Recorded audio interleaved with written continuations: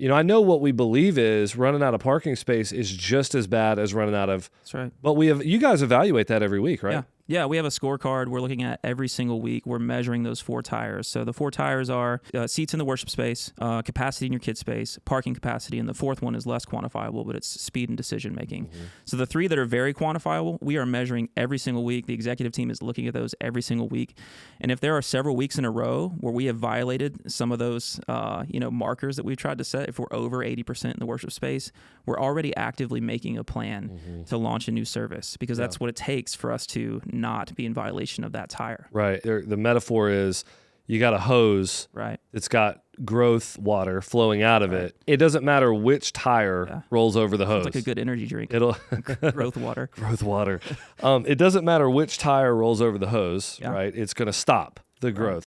This is Breaking Barriers, where we help pastors and churches grow so that they can go.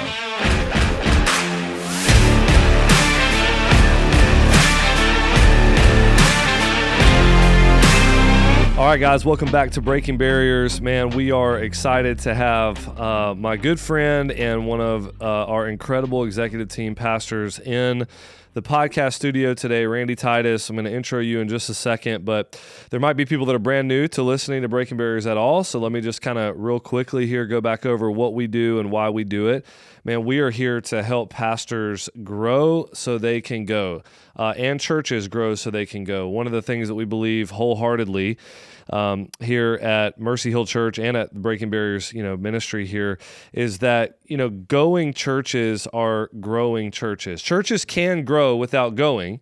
Yep. We've seen that. People can build churches on a lot of different things. Like you can grow without going, but you cannot go without growing, not in a sustainable way, right? Not like when you're actually sending people out and that kind of thing. Randy, you have been around now for years. I'd love for you to just give us a quick intro. This is your first time in studio here with us, so we're excited to have you. You're really an expert in what we're going to be talking about today, which is the how of multiplying services. That's a big part of growth, so we can go. Yeah. So tell us who you are. Yeah, man. Absolutely. I've been at Mercy Hill. It'll be 10 years in June. Kind of hard to believe. Surreal. So yeah, I've been here through a lot of different multiplication steps that we've walked through as a church, and actually came through a church merger, which is a whole probably different podcast maybe at some point. But yeah, man, it's just been a wild ride. I've been married for almost 18 years. I have 4 kids, ages 16 all the way down to age 8. And man, just love being a part of the team and the culture. Man, it was awesome. Your story coming in through the merger situation. The merger discussion is probably one of the most important missiological shifts that's happening right now. Yeah. Revitalization. What does that look like with campusing? I mean, there's just so much in that space, and you guys were such a big part of we've seen a lot of ministry through what happened through that merger. We'll talk about that another time. Yeah. Randy, tell us a little bit about your role here and why you are such an expert in this. I'm just going to go ahead and throw it out. All right. I think that you're an expert here in the multiplication of services because I tried to count it up. I think you've probably been involved in 20 or 30 multiplying of services situations. Yeah. I mean, that's pretty crazy. That's a lot of expertise. Yeah. I mean, some people do this. I felt like it was one of those retirement commercials. Yeah.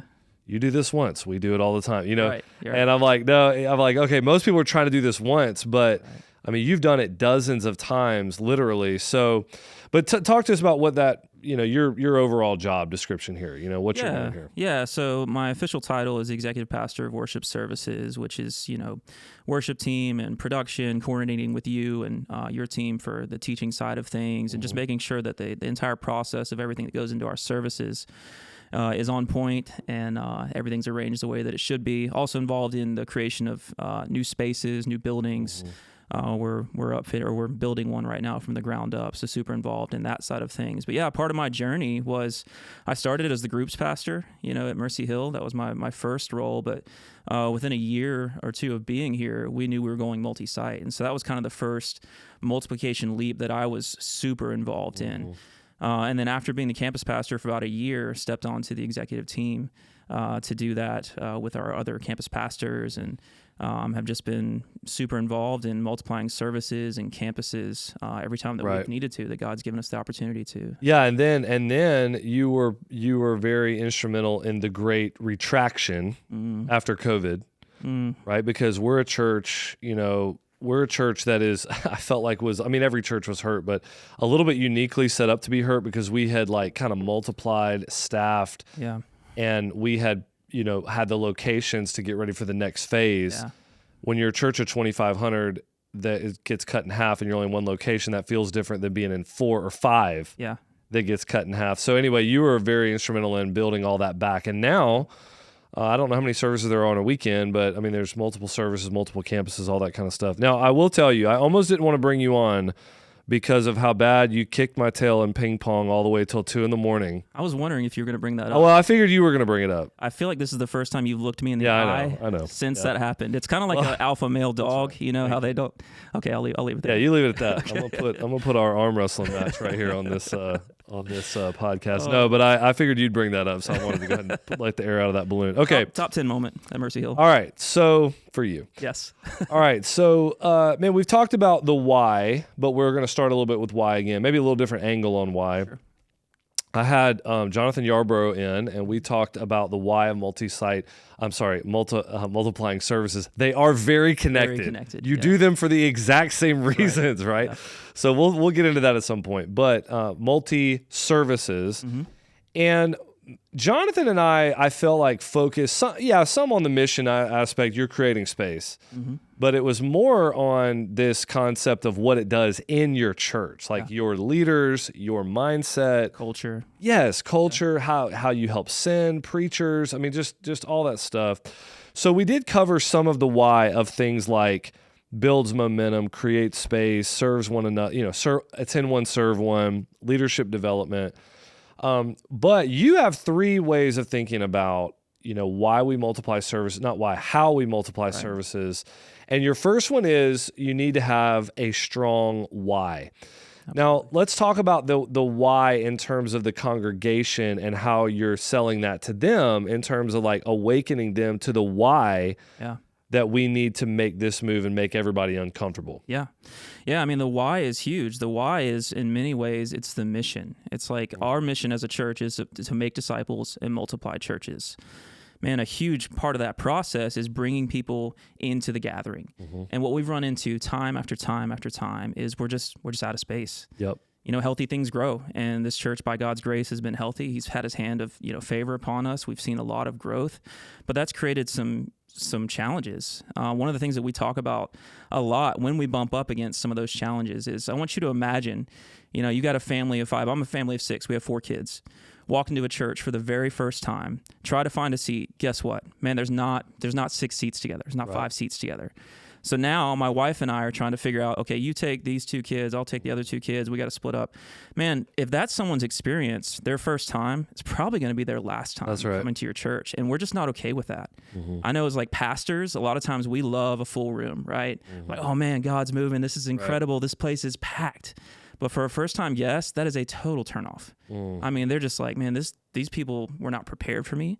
Yep. They weren't thinking about me being here, and we are just not okay with that as a church. So that's a really strong why. And I think our people, they need to be awakened to that. They need, and sometimes they can feel it. Like we've had seasons where we weren't far out ahead of this enough, and so it doesn't take much. They can just look around and see, like, man, the room is packed. Like there is no space for anybody else to be here, so that the ask is a little bit easier at that point because they're seeing it right there in front of them. Right.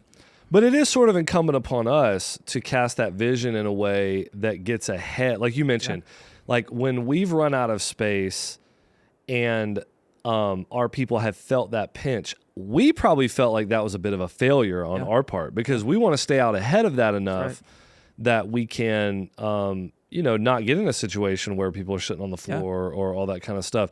Larry Osborne says it like this: comfort over capacity for when you're building a new space or upfitting a new space. Now, the reason he says that is not for the diehard insider fan of Jesus. Fans do crazy things. That's right. Look at this Green Bay Packers fans. Yep. Stand out in the rain, 0-degree weather. Shirtless. They're crazy, right? Yep. Fans do crazy stuff. We're not in it for the fans. Yeah. We're trying to make new fans. That's right. And for us, I'll let you speak to this because you mentioned it. Being in a room, even if you could find the 5, but you're sitting, it's like the airplane seat. It's like, okay, there's 2 people, there's Yep. We want to give people a comfortable experience. Right. And there are some practical ways to think about ratios and percentages for that, right? Yeah. So talk to us about that. Yeah, I mean, for us, there's kind of a hard and fast rule that's been, widely talked about in church circles for years, and that's 80% is 100%. Mm-hmm. If your room is 80% full, it's actually 100% full because it just doesn't work out that way. People don't sit in every seat. You end up having spaces in the middle of rows. I don't know how, the people who are listening to this podcast, how the room is set up. We have, 5 locations, and there's some rows that are only 5 or 6 chairs, and some of them that are like, 15 chairs. And you're always going to have that one that's sort of in the middle. So 80% is actually 100%. And I would say in some rooms, like if the room has a lower ceiling, the functional capacity of the room could actually be a little bit lower. Yes. It has to pass the feel test. Yes. When somebody walks in, are they like, man, there is space for me here? Or are they like, this is crazy. I have to get out of here. That's exactly right, man. Yeah. It's not, I love the 80% rule just because I like having a rule of thumb. Right. But I think what you're saying is totally true. Larry, again, he says it like this: every room has a capacity. That's right.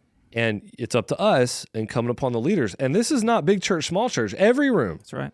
So you got a church of 60 or 80 that continues to bump the ceiling of they got 55 or 60 in their adult worship space every single week, and they're out of room. Mm-hmm. They don't realize they're out of room, but they're out of room. Now, we talk about 4 tires. We don't have to get all the way into that. But this is not only true when we're talking about move for the mission with worship space, right? That's right. Because you got other things that you go to 2 services, kids, parking. I mean, think about some of that stuff. How do we at Mercy Hill, because I'm not in this, how do we at Mercy Hill evaluate? I know what we believe is running out of parking space is just as bad as running out of. That's right. But you guys evaluate that every week, right? Yeah, we have a scorecard we're looking at every single week. We're measuring those 4 tires. So the 4 tires are space, seats in the worship space, capacity in your kid space, parking capacity, and the 4th one is less quantifiable, but it's speed and decision making. Mm-hmm. So the 3 that are very quantifiable, we are measuring every single week. The executive team is looking at those every single week. And if there are several weeks in a row where we have violated some of those markers that we've tried to set, if we're over 80% in the worship space, we're already actively making a plan to launch a new service, because that's what it takes for us to not be in violation of that tire. Right. And we say tires because the analogy, the metaphor is you got a hose. Right. It's got growth water flowing out of it. It doesn't matter which tire rolls over the hose. It's like a good energy drink. It'll growth water. Growth water. It doesn't matter which tire rolls over the hose, right? It's going to stop the growth. So, and we've seen this so pitching our folks, again, let's get back to the why. Right. It's like mission, right? Yeah. The one thing I try to tell our people whenever I can is there's one thing that we all had in common when we came to Mercy Hill, and that is that there was a seat for us. Right. And there are some people that come in and there's not a seat for them. Now that could be because your church is bumping thousands, or you're less than 100, right, but you're not taking very seriously this idea of a full room or full kid space. Right.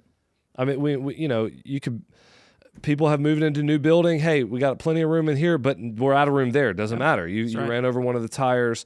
So trying to get them to understand the mission component of that. Now, one of the things that we've done in the past is, and you could talk about this, we took it up a notch. I remember when I was at the Summit Church, I got not really in trouble. I think they thought it was funny, but it worked. Yeah. We put a reserved on every single seat in the whole auditorium. Yep. When people came in, they couldn't find a place to sit. Then they finally realized, oh, wait a minute, this is a little bit of like a, gotcha. Yeah, it's a gotcha moment. It's a little bit of antics here to try to get people to understand. And if they flipped it over, it said your seat's at the 5 o'clock service or whatever. Right. Trying to get people to move not only from one service to 2, but then to the off service time. Yes. Talk to us about how we try to instill mission and get people to awaken to see. We've done testimonies and stuff like that. Yeah. Yeah. I mean, I feel like a tagline that's really resonated with our people, particularly in the last year or two, is this idea of move for the mission. Like we're trying to move people from comfort to sacrifice. And this is, again, it's tied to the larger sort of sending culture that we have as a church. But man, we're getting people to take those steps out of something that is very comfortable. And that's probably for most people, it's that prime time service. You know, for us, we have 9:15, 10:45, 10:45, always the most attended service. Man, if we can get them to move from that service to an off-time service, that's a huge deal. Because when new people come, they're not coming to an off-time service. Right. They're coming to the primetime service. And so, man, we're constantly pushing people. And yeah, sharing testimonies of people who have taken just that little step. I remember when we launched our Thursday night service, man, that was one of those things. That was a slog. I mean, we talked about it for months and months and months, and it took years, honestly, for it to get into the culture of our church. It's now, I think, one of our best services, because those are the people who in terms of response. That's right, yeah, because they're bought in. They said, I'm in, I'm going to move for the mission. Whatever is needed for this church to thrive, for there to be capacity for people to come, for new people to come on a Sunday morning, I'm going to do that thing, and that's a really big deal. Yeah, so. Man, for sure. And I think that those, it's not just what is happening in the church at large. Like those people who have decided we're going to make a move to Thursday night or Sunday night or even 9:15, they're now becoming uncomfortable. And I love what you said. It's a choice against comfort. It sounds like we're speaking out of both sides of our mouth. It's not. It's you're talking two different languages to two different crowds. Right. The Bible talks about the crowds in one sense about their unbelief. I understand that. But there's another sense in which it's hard to ever get into the family if you're never even part of the crowd. That's right. So for us, like we want to make things as comfortable as possible for those who are coming in. We call it removing barriers. That's right. The gospel is offensive enough. Nothing else should be, right? Yeah, exactly. That I'm sitting too tight with somebody, or the kids' space smelled funny, or we are as consumer as you can get for the person who's not a fan of Jesus. Right. Once you are a fan of Jesus, then it's a little more like, hey man, now we're trying to move you away from that comfort. Absolutely right. Yeah, one of our taglines for the Weekender, which is our assimilation sort of process, is, man, you're not allowed to say assimilation anymore. Okay, Randy. Okay, sorry. My apologies. We'll edit that out. Okay. All right. Man, we're trying to move people from being simply connected to the crowd to committed to the family. That's right. That's the step that we're trying to. So once they're in the doors, but we got to get them in the doors. Yeah. But once they're in, we're trying to take them, help them make that next step. Right. Exactly right. So. And I think things like this, I think in high discipleship, whatever that means, but guys that are just like, man, it's all about, I think they discount like this stuff looks like it's all just pragmatic to get as many people in as you can. It's like, no, it's serving two purposes. That's right. You don't get as many people in as you can if your people have not committed to a little bit of mission here and said, you know what, we'll be uncomfortable. We'll bring our kids up here on an off night. Yeah. And then what I'm going to say next. What follows is, okay, I'm also going to go on my first mission trip. That's right. You know what? We're going to start moving to a full tithe. Yep. I mean, and it just, it all works. Steps of obedience. Love it. Yeah. It all works together. So, and I'll say one more thing about this because I think it's important. We do need to be able to cast vision for this why when the room is not slap full. That's right. We've got to be able to anticipate when it is. We're going to get into timeline here. I understand that. But one of the things I want to say before that is just this idea of, trying to give people that vision even on my thing is you want the 5 seats like you're talking about. That, there's seasons in the church's life where that's going to happen naturally. There are going to be seats open. Yeah. I'm talking about what you do to make sure you got 5 seats open on a big day. Yeah. A big season. That's right. And so for example, I've had, I don't preach the Sunday night service at Mercy Hill anymore. We do video for that. It's part of me getting older. I'm 40. It's like, man, I'm going from warrior to king. Yeah. There was a time when preaching 4 or 5 services on a weekend was okay. And now I'm moving away from that. Yeah. But when I did, one of the things I would always say is like, hey, thank y'all for being here. You're opening up seats in the morning. I'd be telling them that in July. Yep. They all knew good and well, if I went on a Sunday morning, there's plenty of space here. Right. Yeah. But what they also knew, what we kept telling them was, hey, you're holding a place right now because come last week of August and the whole month of September, there will be no more room. Yeah. So you guys, by buying into this, you're kind of holding your place. Yeah. In some ways, it's kind of training your people on what we as church leaders kind of already know. Like we see the patterns, right? Like we kind of know when the church swells. We know the big days. We know the growth seasons or whatever. But the Joe church member is not aware of those things. And so, yeah, gratitude for the people who have moved, but you're also kind of educating your church when the room isn't slap full, like you said. You're kind of educating them on, hey, this is about to come. We need you to trust us on this because it's coming. And when you hit the ceiling hits back. Yeah, that's right. That's exactly right. You live in that 100%. Now there are anomalies to this. I understand that, but generally speaking, our experience certainly. You live in that 100%. You baxed out. You're celebrating because you had people in the overflow, and it's like, man, you're not going to have that problem for very long. Yeah. Well, it's funny, man. I've talked to pastors who kind of have this attitude towards that. That's like, well, we can just wait until the next season. And anytime I hear that, I'm like, man, you don't get to decide that. Right. Like God's, the faucet's on right now, and obviously there's things that we have to do in that as church leaders. But man, God's hand of blessing may not be in your church on your church in the same way. That's right. Come fall that it is in the spring. That's exactly. And so right. we got to make hay while the sun shines. Yeah, and it's about retention. Yep. It's about retention. It's not how many people come; it's how many we can keep. So, all right. So we are starting to get into this. So you're very good at alliteration because you come from the Independent Baptist world. That's right. But strong Y, strategic timeline. Yes. All right, so we're actually already starting to talk about this. I've already gotten into it a little bit organically here, but let's talk about timeline here. Yeah, I mean, I think like I just mentioned, there are seasons. There's kind of an ebb and flow to church growth, and I think the timeline really matters. If you're launching a service, you're launching a campus, that's a whole different discussion. But I think there are some similarities there, and I would just say, like, man, you need to. We're real big on the numbers here at Mercy Hill. Like we look at the data almost every single day. We're looking at some form of data from some different ministry, attendance, things like that. But like know those patterns. And then try to set up, when you launch a second service, try to set it up for success. So just for instance, I would say it may be different in some of the churches that are listening. I understand different cultural context, different things happening, in your city or your town. I would say the beginning of June or the week after July 4th is probably not a great time to launch a second service. Well, why? Because you're going to put all this energy and effort into communicating this thing and building the teams, which we'll talk about in just a minute. And then everybody leaves. Right. Like they're gone. It's summer vacation. It's sports. So all that momentum that you just built, like now you don't have critical mass in the room, and it's just not super strategic. Conversely, there are other seasons like I think Easter is a great time because not only will your church swell on Easter, but generally kind of over that season after Easter, people are locked in until they get to the summertime, until school's out. Right. It's a great time. It's a strategic time to launch a second service and sustain growth over a long period of time. Right. Yeah, I remember when we were our church wasn't even a year old. We were trying to get to 2 services as fast as we possibly could.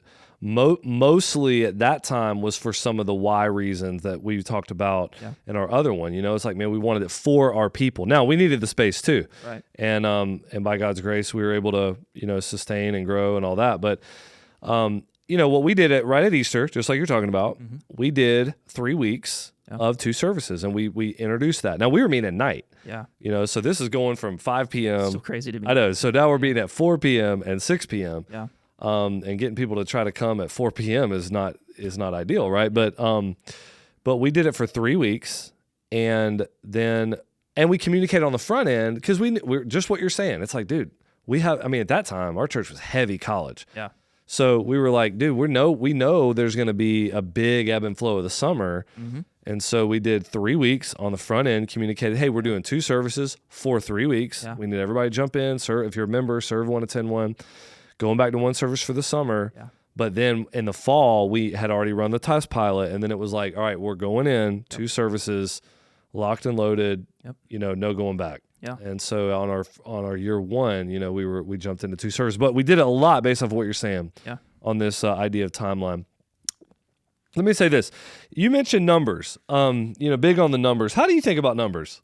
How do I think? Yeah, I just mean like you unashamedly said we're all about the numbers or something to that effect, which I totally agree. But a lot of people are going to hear that and they've probably been telling their staff, it's not about the numbers. It's not about the numbers, So just talk a little bit about our philosophy on that. Yeah, I mean, I think one of the lines that you talk to anybody who's on our staff team, certainly at the executive level, one of the things I think that's really resonated with us, is, man, you can't tell me who they are if you don't even know how many. That's right. And how dare we as a church count our dollars better than we count our people. That's right.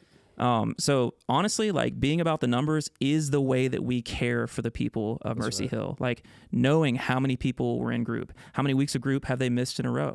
Do they need a follow-up phone call? Like, all of that is a way that we care for our people. And it's a way, I mean, I think anticipation is a leadership skill. And that's a way that, using those numbers, that we're able to kind of grow in that skill and make decisions that are healthy for the church and ultimately are going to help us disciple people. Yeah. I mean, I love that. I mean, anticipation, that book, Thou Shalt Prosper, that we've talked about, like, yes, I mean, being able to see the future. Yep. And I mean, we can't actually see it, but anticipation, knowing what's coming. And yeah, I know this little sidebar on the numbers, but I totally agree. I mean, you cannot tell me who they are if you don't even know how many there are. And if you don't know who they are, you cannot tell me how they are. Yeah. And the Bible tells us to take account of our flock. That's right. The numbers are the starting line, not the finish line. That's where people get so mixed up. Yeah. It's about the numbers, it's about the numbers. Well, we start with the numbers. That's right. Because the numbers give us a broad picture of sort of what's going on. So good little sidebar there. All right.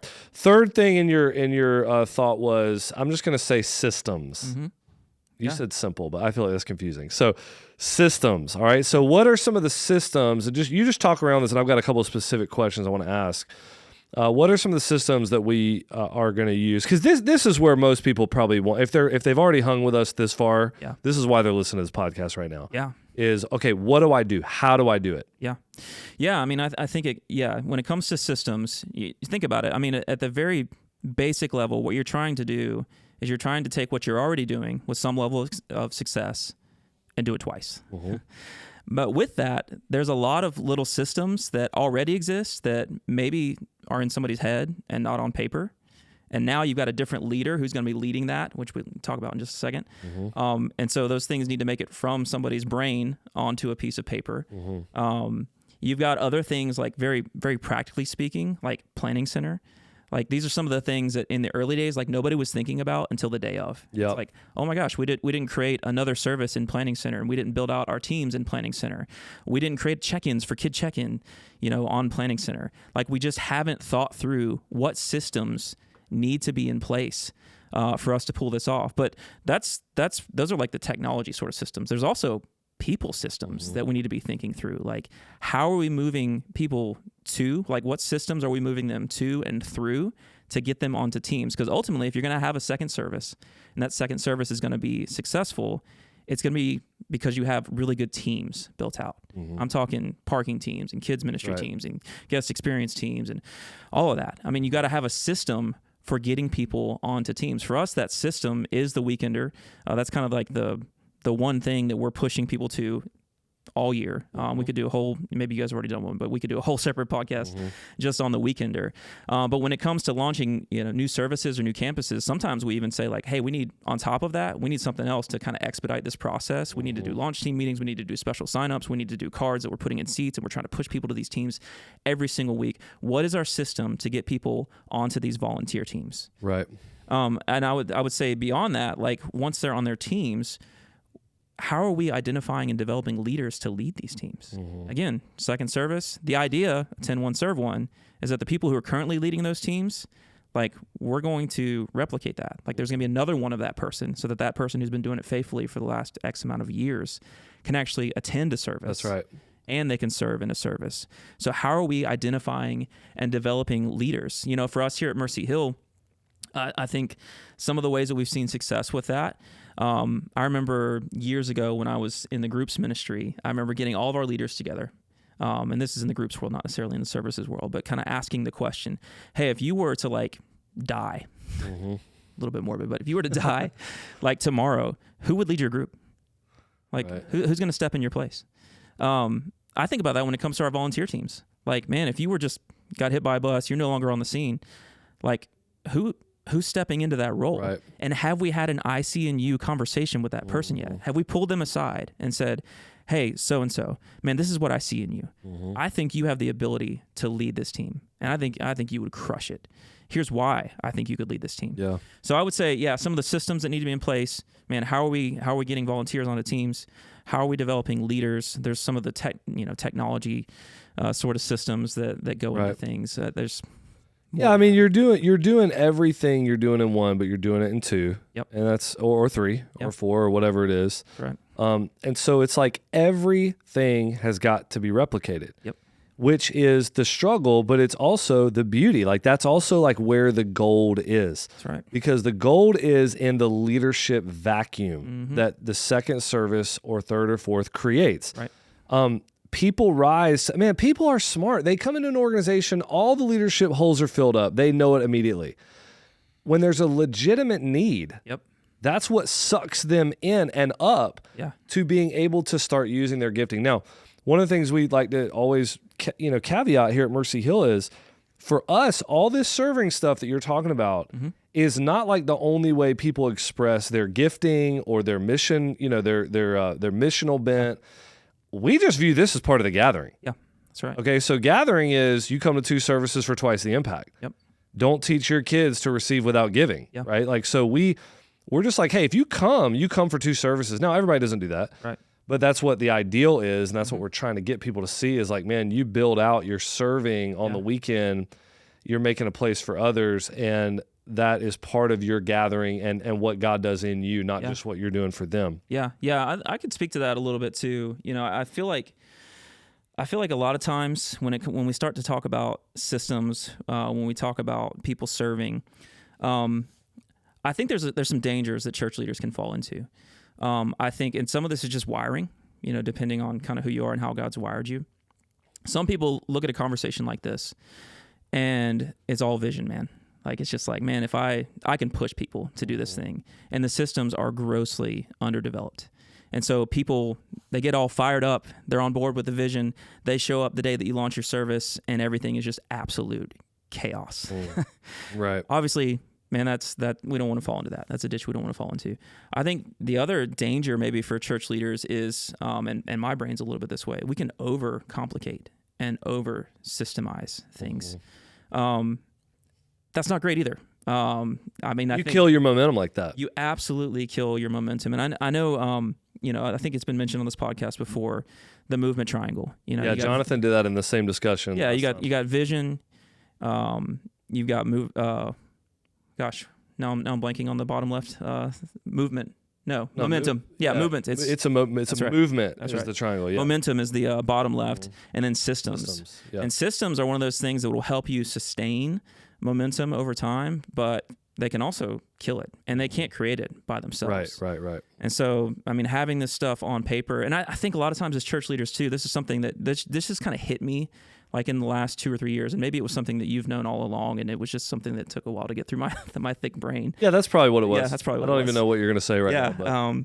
I think a lot of times as leaders, we have this mentality that I want to get all of my ducks in a row. Right. And then I'll do this new thing, or I'll do this hard thing. Yeah. And what we've learned at Mercy Hill is actually doing the hard thing is actually what helps you get not only your ducks in a row, but kind of more ducks involved in what's going on. Yeah.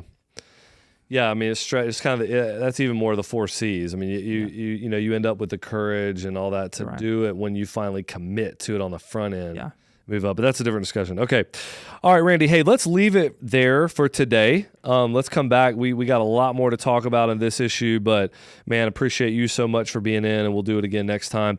Hey guys, if you're part of the Breaking Barriers community, we're excited to have you, but share this with somebody else, or if you're getting this for the first time, man, make sure you hit that subscribe button so you can stay up to date with what we're doing. All right, that's it.